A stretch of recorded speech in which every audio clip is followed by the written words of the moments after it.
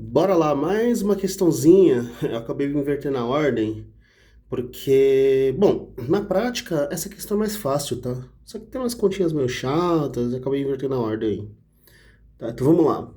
Primeiro, domínio da função ou encontrar os pontos de singularidade. Nesse caso, veja, x² é uma função, tá tranquilo, né? Porque são duas funções.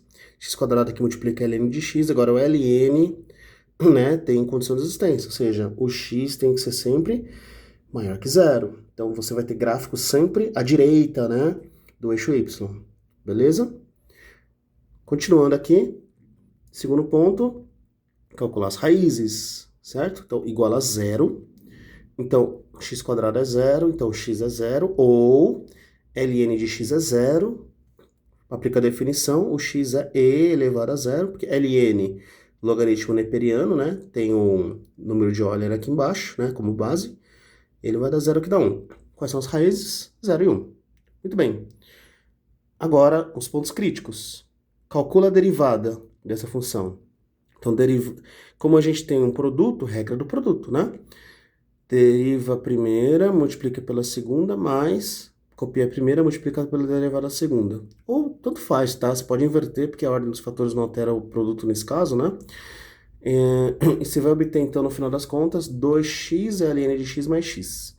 Tá certo? Vamos igualar a zero para achar o ponto crítico. No caso, quando a gente igualar a zero, 2x ln de x mais x igual a zero. A melhor maneira aqui é você fatorar o x, coloca o x em evidência. Vai ficar 2 ln de x mais 1 igual a zero. Aí você obtém ou x é zero, ou 2 ln de x é igual a menos 1, né? Passando para lá. Ln de x é menos meio. Então, x é e elevado a menos meio. Tudo bem?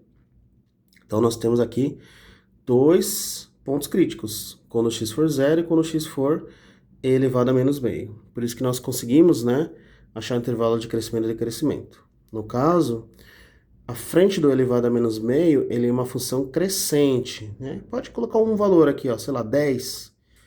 Põe 10 aqui na função, você vê que vai dar um valor positivo, né? E aí fica fácil, porque se você encontra um intervalo, sempre vai alternar, tá bom? Nesse caso aqui, como a gente quer saber sempre para frente do zero, né? Então não interessa o que está acontecendo atrás aqui, porque o domínio é x maior que zero. A gente achou no item 1. Então é crescente e decrescente entre zero e elevado a menos meio. Vamos achar o ponto crítico? Só pegar os valores, né? E substituir na função original. Então quando x for zero, você vai obter o ponto 0, 0. E quando x for e elevado a menos meio, coloca e elevado a menos meio aqui dentro, x² vezes ln de elevado a menos meio. Por isso que eu achei um pouco chato. Mas na real não tem tanto problema aqui, né? Porque f de e elevado a menos meio vai dar e elevado a menos meio ao quadrado vezes ln de e elevado a menos meio. No caso, e elevado a menos meio ao quadrado, corta, né? O 2 com 2, que dá elevado a menos 1. E ln de e elevado a menos meio derruba o menos meio, e ln de e é 1, né? Por isso que deu menos meio. Isso vai dar menos 1 sobre 2e. Ok? Porque elevado a menos 1, joga lá para baixo, dá 2e. Tudo bem? Então, essa é a coordenada, né? Segunda coordenada aí do ponto. No caso, elevado a menos meio e menos 1 sobre 2e.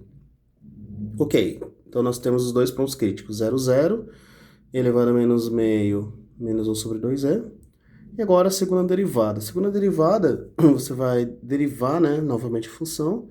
No caso, você pode aplicar aqui, né, a regra aqui do produto novamente e tal.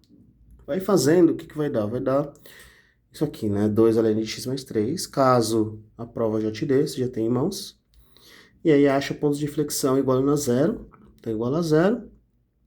Ln de x é menos 3 sobre 2, então x é e elevado a menos 3 sobre 2, certo? Ponto de inflexão significa que atrás do e elevado a menos 3 sobre 2, ela é com cavidade para baixo, então ela é triste. Para frente, ela é sorridente, tudo bem? E aí, para achar exatamente o ponto de inflexão, né, as coordenadas x, y, no caso, substitui na função original. Substituindo na função original, você vai obter, fazendo as continhas aqui, né, caso você queira tentar fazer, vai dar menos 3 vezes elevado a menos 3 sobre 2, certo? Que é a mesma coisa que e elevado a menos 3 sobre 2, menos 3 sobre 2e ao cubo, tá bom? Basicamente é isso. Meio chata a conta, né? Bom, temos a segunda derivada já, agora é só calcular o quê? Os limites, né? Pela direita e pela esquerda. Não tem aqui o... Tudo bem, dá para calcular o limite tendendo a zero, né? Mas às vezes não precisa. Mas entendendo infinito precisa sim. No caso, infinito só pela direita. Então, o limite de x² ln de x com x tendendo a mais infinito vai dar mais infinito mesmo, então foi bem tranquilo. Tá bom? Então, se você chegou aqui, parabéns. Tente pausar o vídeo e construir o gráfico usando todas as informações que você chegou.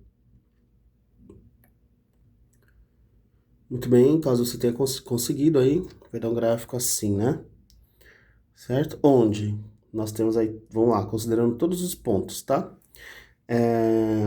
O 0, 0 aqui, bolinha aberta, né? Não pode ser zero, tá? O 0, 0. No caso, esse 0, 0 é um ponto crítico, certo? Outro ponto crítico tá aqui, que é o e elevado a menos meio com menos 3 sobre 2e ao cubo, tá aqui. Então, esse é o crítico. Vimos que ele é um mínimo local, né? Mínimo local, elevado a menos meio, menos 1 sobre 2e. Opa, tá trocado, né? Menos 1 sobre 2e. Então, ele é o mínimo local, tá bom? Vamos substituir aqui, ó. Tá ao contrário. Então, nesse caso aqui é o menos 1 sobre 2e. E de baixo, que é o menos 3 sobre 2e ao cubo, tá? Então, esse é o crítico, ou seja, mínimo local, calculado pela primeira derivada, igual a zero. Intervalo de crescimento, nesse caso aqui, né?